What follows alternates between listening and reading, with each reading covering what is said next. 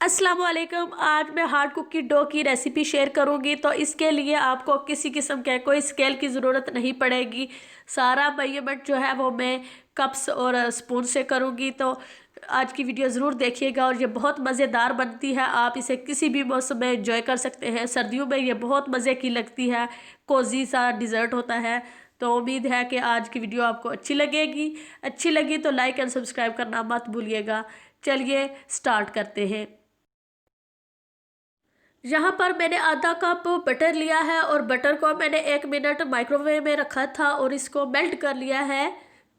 आप कोई भी खुला बर्तन लें और उसमें इस बटर को डाल दें और इसी बटर में मैंने अब आधा कप ब्राउन शुगर ली है और आधा cup white sugar, normal sugar जो आप घर में यूज़ करते हैं वो ऐड कर सकते हैं। तो दोनों शुगर्स मैंने इसलिए ऐड किए हैं कि इससे जो है बहुत ही मज़ेदार और च्यूई सा इसका जो टेक्सचर बनेगा।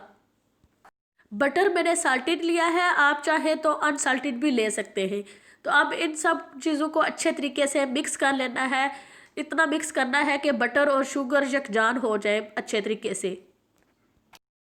आप चाहे तो विस्क यूज़ कर सकते हैं या हैंड ब्लेंडर जो होता है वो भी यूज़ कर सकते हैं, लेकिन मेरा ख्याल है कि इसके लिए आपको ज़रूरत नहीं है। वो ऑप्शनल है, अगर आप यूज़ करना चाहें तो कर सकते हैं, लेकिन उसकी ज़रूरत नहीं है। यहाँ स्पून के साथ भी ये बहुत अच्छे तरीके से मिक्स हो जाएगा। यहाँ पर मैंने 2 कप्स सेल्फ रेजिंग फ्लावर लिया है और 1 कप मैं अब डाल रही हूँ, 1 कप बाद में डालूंगी।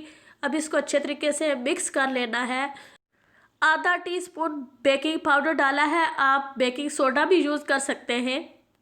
अगर आपके पास सेल्फ रेजिंग फ्लावर नहीं है तो आप इसकी जगह मैदा यूज़ कर सकते हैं और बेकिंग पाउडर जो है वो आपने 1 टीस्पून डाल देनी है उसमें। वनीला फ्लेवर मैं यूज़ कर रही हूँ, इससे जो है वो एग की स्मेल वगैरह जो होती है वो नहीं आती, अच्छा सा फ्लेवर आ जाता है इसका। अब स्पैचुला की मदद से अच्छे तरीके से मिक्स कर लेना है। आप हाथ भी यूज़ कर सकते हैं, बाद में मैं हाथों से मिक्स करूँगी। अभी मैं इसको जो है चम्मच की मदद से मिक्स कर रही हूँ।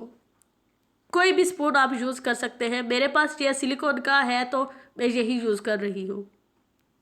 अब इसमें जो फ्लावर रहता है वो वाला ऐड करके अच्छे तरीके से मिक्स कर लेना है। फ्लावर की मिकदार आपने उतनी ही लेनी है जितना आपने बटर लिया है।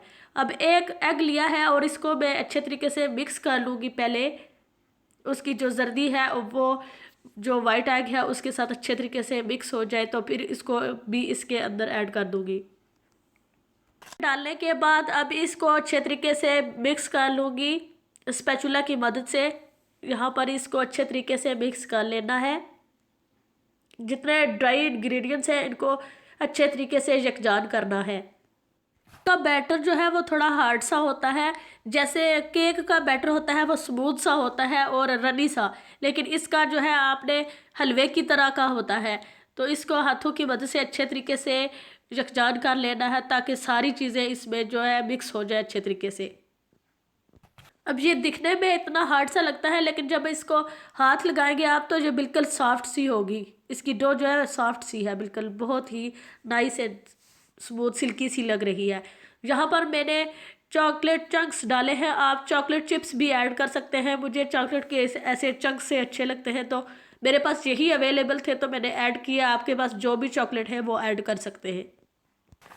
चॉकलेट को अच्छे तरीके से मिला लेना है और इसको मैं बेकिंग ट्रे में असेंबल कर लूँगी।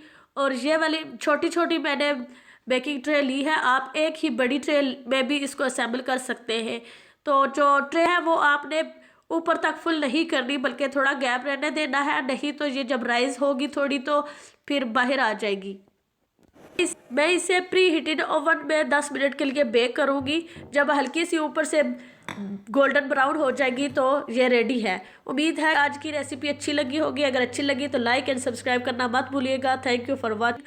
अगली वीडियो में फिर मिलूंगी इंशाल्लाह, तब तक अल्लाह हाफिज़।